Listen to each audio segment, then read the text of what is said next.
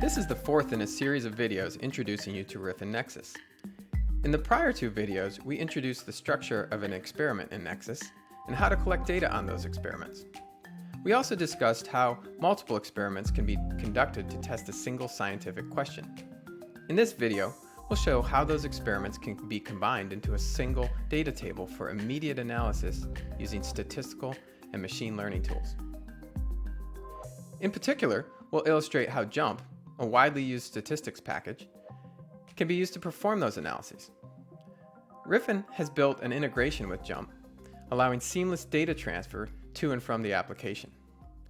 Let's begin by opening up the fermentation process in Riffyn Nexus and exporting the data in aggregate for all experiments.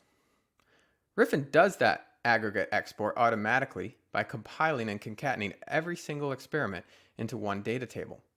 So we'll grab the data, which downloads as a CSV file, because it's vendor neutral and compatible with any analytics platform. And we also downloaded an analysis script, which is written in JUMP in this case.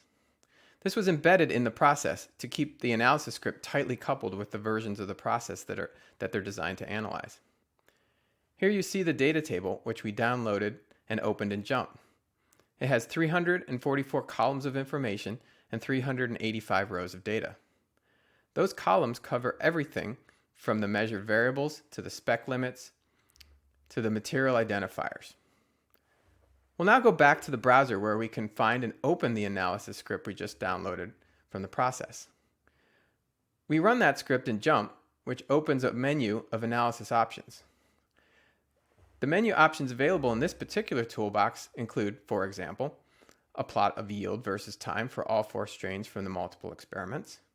It also includes a regression analysis of key factors that might drive variation in the yield.